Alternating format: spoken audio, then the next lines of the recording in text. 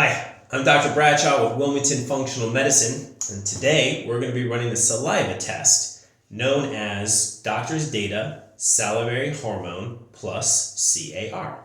So make sure you should have a box that's blue and white, and on the side it should read Salivary Hormone plus CAR.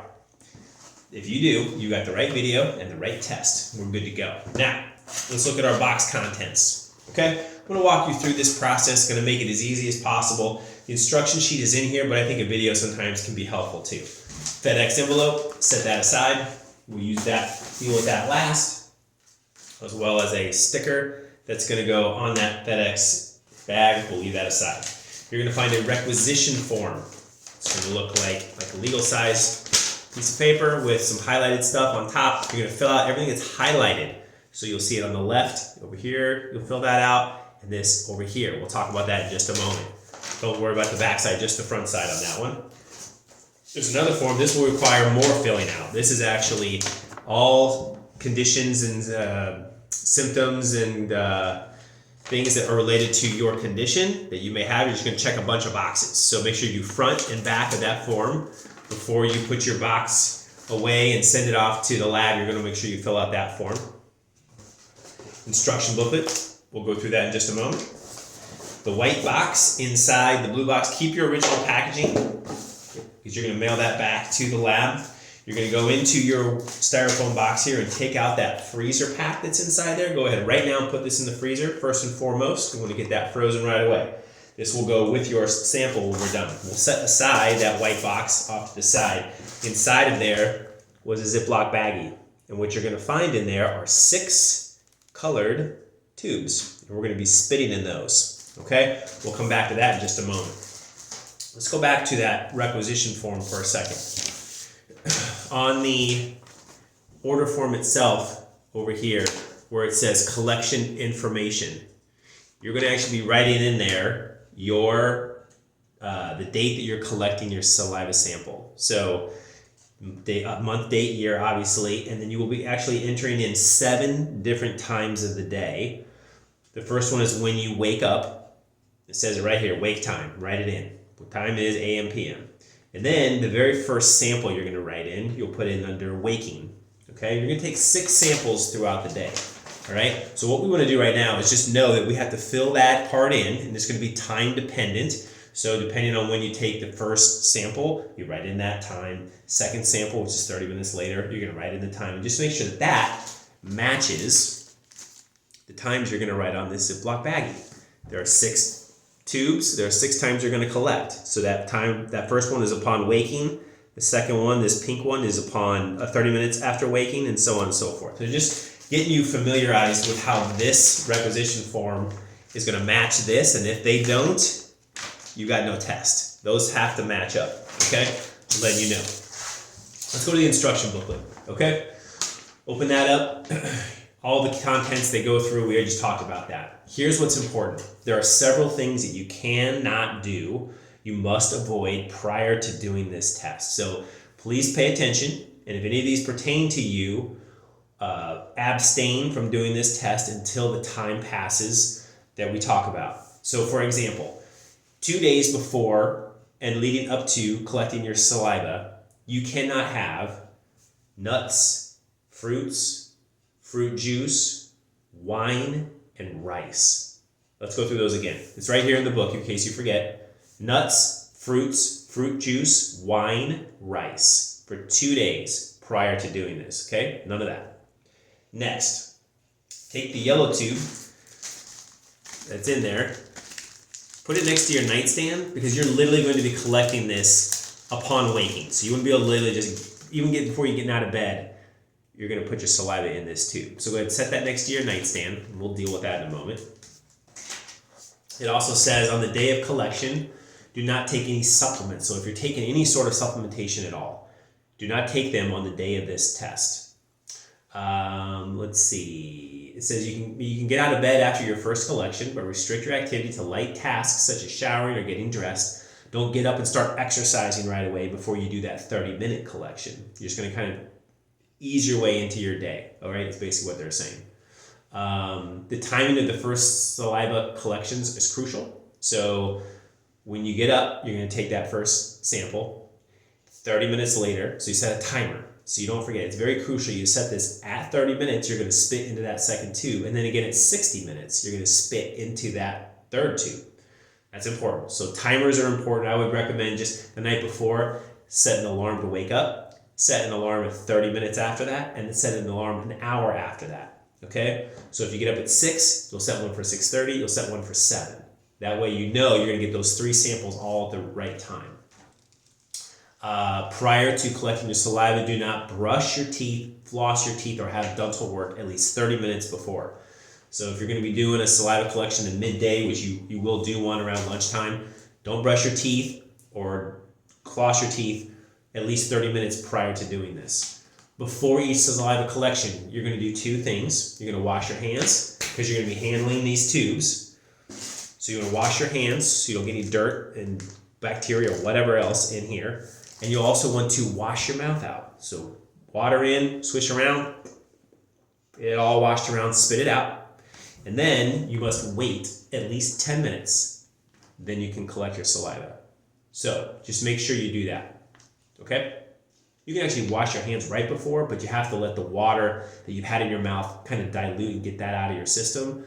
You're just trying to rinse your mouth as much as possible 10 minutes prior to your samples.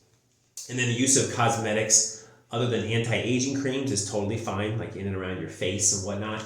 Now here are the things you have to be more cautious of. So if you're taking a topical hormone cream, that last dose of hormone cream must be at least 12 to 24 hours prior to you starting your sample. So basically, if you are taking a topical hormone cream and you're going to wake up the next day at 6 a.m., the last hormone cream usage will be 6 p.m. the night before. That's the best time to do it. And don't do anything else up after that point. Okay? So I'll say that again. If you take a topical hormone cream and you wake up at 6 a.m., 6 p.m. the night before, that's your last use of that topical hormone cream. Good. Next one, if you're taking sublingual hormones or anything where you're dissolving underneath your tongue that's hormonal based, make sure that that is within a window of 24 to 36 hours prior to your first sample. So again, if you are doing, or you're waking up, 6 a.m., then your last sublingual hormone dose will be 6 a.m. the day before. That'll be your last one. And then the other thing it says, do not apply topical or use those sublingual hormones throughout the entire day of saliva collection. So once you start collecting the saliva, you gotta wait till you're entirely done with all 6 tubes collecting saliva before you can retake those, okay? If you take oral hormones, pills, those should be used as prescribed on the day of collection, no problem. But if you are using injections, subcutaneous pellets, or transdermal patches, and that probably includes a few of you, you want to collect the saliva at the halfway point between doses. So let's say that you have pellets, and pellets are done every 2 months. Then the most ideal time to do your saliva collection is, let's say you had your pellets put in on August 1st. You're going to get your next pellet put in October 1st. This is the best day to do your saliva collection is September 1st. Okay? That's the best time to do that. Is it have to be exactly halfway? No, but you don't want to do it like the day you get a new testosterone pellet or any other kind of subcutaneous pellet. Okay. Next, if you are taking cortisol supplementation for adrenal support or any other glucocorticoid for that matter, certainly any steroids, inhalers for possible asthma, that sort of thing, we want to make sure that you let us know before you do this test. It's recommended, we recommend just off the top of our heads, that you get off of it at least 5 days prior to doing your saliva collection, so we can get a normal sense of what your cortisol levels are like, your normal glucosteroid levels are. Whew, tough one. That way, we know that cleared out of your system, the synthetics and the ones that you're using, and we want to know what your body's actually producing. So 5 days is the rule. So go ahead and stop those 5 days ahead, and then you can get right back on it as soon as you're done with that last sample, that 6th sample. If you're testing melatonin, your last test, if you're testing for melatonin, The last dose should be at least 36 hours before the first saliva collection. So if you are taking melatonin for help sleep and whatnot, and we're going to be testing for that with this test, you need to stop at least 36 hours prior to your first sample. As far as if you are on your menstrual cycle, if you are, the best days to collect are assuming that day 1 is the first day of your period. You want to collect your saliva somewhere between days 19 to 23. So that's very important. We want to make sure we are collecting during that particular part of your cycle, so we're getting a good idea of what your cycle is doing and how this is affecting your hormones. So again, if you are of reproductive age and you're having a cycle, if day 1 is the first day of your period, day 19 to day 23 is when you can do your saliva samples. So you may have to wait a couple weeks if that's the case. That's okay. Just let us know, hey, I got the test. I need to run this, but I have to do it days 19 to 23, so it's going to be a couple weeks before I get started, just to keep our staff in the loop. Other than that, if you're postmenopausal, if you've had a hysterectomy, if you've had any sort of adrenal function profiles or whatnot, or if you have had a hormonal IUD put in and you have no cycle, then you can collect on any day of the month. This includes men, of course, as well. We're not really looking at fluctuations in cycles that occur, so you can collect on any day of the month. It doesn't matter, okay? Just make sure you follow all the other instructions involving what we spoke of before. Okay, now that we've gone through all that, let's actually collect some spit, shall we? So, in this bag, like I said, we've got 6 tubes, different colors. We have a little wipey. You can wipe off any excess saliva that's on the side of your tube. So at 6 a.m., your alarm's going to go off. It goes off, hit the button, you turn over, and laying right there is your cap, or excuse me, your tube with a cap. You're going to take a straw, there's 6 of these as well, and you're going to spit right into your tube. Okay? You're going to push spit in there until you get up to, hold on 1 second. Yes, 3/4 full. So on this tube, as you can see, there are lines. There are 8 lines actually there. 1, 2, 3, 4, 5, 6, 7, 8. You want to fill it up to the 6th line, which is right there, 3/4 full. If you do not get that up to 3/4 full, they will kick it back, and you will have to do the whole test again. So make sure that you spit enough to get into that 6th line, that's 3/4 full. Cap it off, snap it, and it's closed. Put that directly into your box. Freezer. Your freezer pack should already be in the freezer. You can go ahead and take your freezer pack if you want and put that in your box, and then just put your tube on that. It's fine. Or if the ice pack is outside the box, you need that to be immediately frozen. And here's a critical point for this test. If you are doing this in the middle of the day, you're a working person, you need to spit into your tube and it needs to be frozen right away. So if you do not have access to a freezer in the middle of the day, you need to wait until you get off of work, or you have a day, where you're off of work so you can run this test appropriately, because you must take this tube and immediately take them, put them in the freezer, because that will screw up the test if you don't. You'll get improper results, or the lab will say we can't even read it, because that's what happens with saliva. Okay, so we did that first sample at 6, frozen. Next one, it says right there on the baggie, number 2, it's pink, right here. 6:30, alarm goes off. Woo, I hear it. Grab my cap. Grab another clean tube. Spit in there. Spit enough in there so you get all the way up to, again, that 6th line, which is right there. Cap it off. Done. Box, freezer. Back in the freezer. Take your straw, throw that away. And again, 7 o'clock. AM runs around, or comes around. There it is. Purple tube, color coded. Take your straw, spin it, fill it up to there, 6th line, cap it off, snap, into the freezer. We're halfway home. We have 3 more left. We're going to do one at lunchtime. So it's not a specific time. It's just around lunch. As long as you write onto your baggie right here, and let me also mention while we're talking about that, your first name, your last name, date of birth, date you're collecting, just like you put on your requisition form, the date you collected the saliva, the time you collected. So you're going to write that here at 6 a.m., let's say, 6:30, 7. Then at lunchtime, let's say it's at 1 o'clock p.m. You collect the orange one, which is the 5th one, at dinner time, before dinner, because you remember you don't want to have food in your mouth, and you don't want to be brushing your teeth beforehand either. So you're going to do this, rinse your mouth out 10 minutes before dinner, do your quick saliva sample and eat. Let's say that's at 7 p.m. You'll write that in, 7 p.m. And then the last one is right before bedtime. This last one, it's the blue one, dark blue one. Write that in there. And again, it must match. Go back to your requisition form. Those same times have to be written in here.